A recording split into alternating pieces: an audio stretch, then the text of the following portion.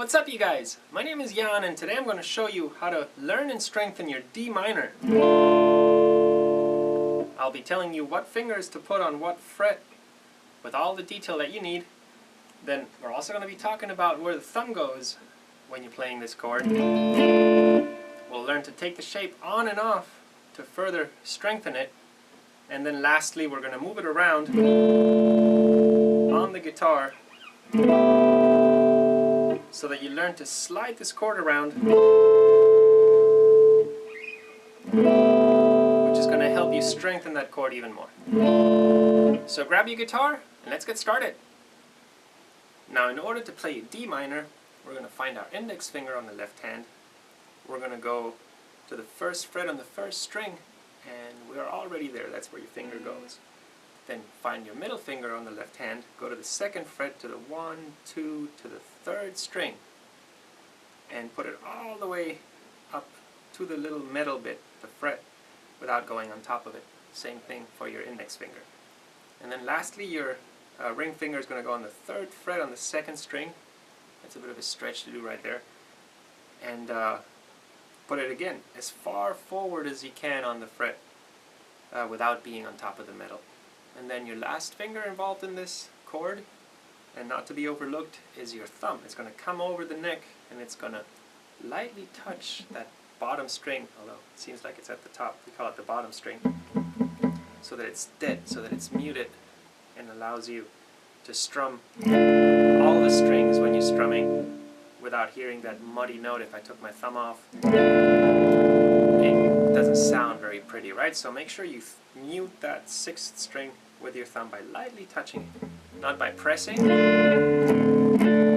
just touching it. Okay? So let's see if we can put that chord on one more time. I'm going to take everything off, and I'm going to put my index finger on the first string on the first fret. Then my middle finger goes on the second fret on the 1, 2 on the third string. And my ring finger goes on the third fret on the 1, 2 on the second string. And then I pull my thumb over the neck, and you should have a sad sounding chord, D minor. Now let's talk a little bit about fingers and how they should be positioned on the neck and whatnot. A very bad D minor is if you have everything kind of by itself like that. No thumb over the neck, so now you have to strum just from the fourth string down, like many books tell you to do. And I find that very difficult, especially if I'm running around on a stage or something. And then all these fingers are working by themselves. This is a very tense position, even after 24 years of playing. This is much more comfortable. I can hold this for a long time. So these fingers should be touching. You can kind of squeeze them with your other hand to experiment with how that feels like. Even your pinky can come in to help. Don't let him hang out here somewhere. He'll slowly come in like a bridge over these fingers, and that'll help your hand remember that very well. So to further strengthen that, what we can do is we can take the chord off of the guitar, see if we can hold that shape, and then put it back on. And yeah, I put my thumb out of the way obviously for this, and then I try to hold the rest of the shape with my hand. And the way to test if you did that all right is when you put it back on, did you come back to the same strings? Does it still sound like that? Or maybe as you come back, it somehow got off and you're like, wait, that's a different chord, or something sounds different. So strum it, get the thumb out of the way, hold that shape, strengthen it like that, create a memory that you can draw on, and then test it by putting it back on.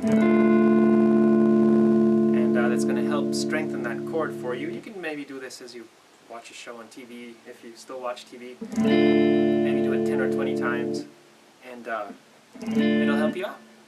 And then the last thing you can do is you can move this chord around.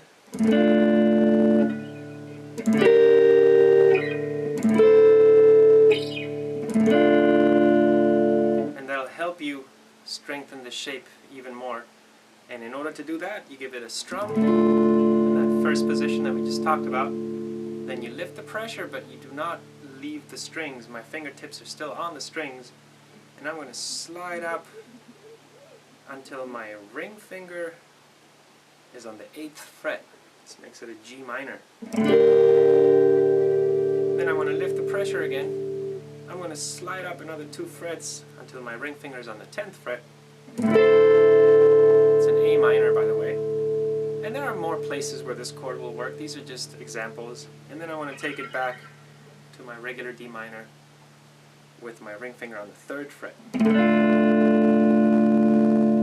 Now let's see if we can do that. I'm going to strum every chord for 2 counts of 4, and in between we'll be moving between the chords. And we're going to take our time doing it, so get ready with your D minor.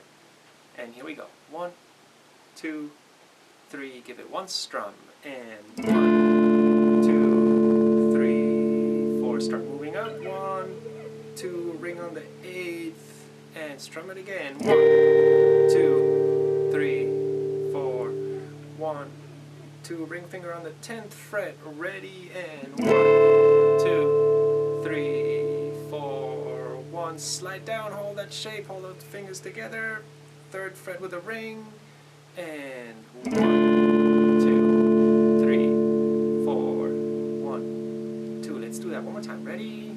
And 1, 2, 3, 4, 1, 2, 8th fret with the ring, and 1, 2, 3, 4, 1, 2, 3, 10th fret with a ring, and 1, 2, 3, start sliding down, and 1, 2, keep those fingers together, and 1, 2, 3, 4, 1, 2, and 1 last time. Ready, and 1, 2, 3, 4, slide out, 1, 2, 3, 4, 8th fret, 1, 2, keep that thumb over the neck, and 1, 2, 10th fret, and 1, 2, 3, 4. Let's slide down. 1, 2, 3, and 1.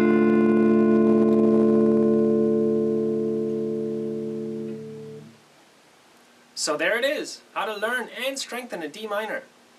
So I hope you learned something today. I hope you had some fun. Thank you so much for watching, and please subscribe.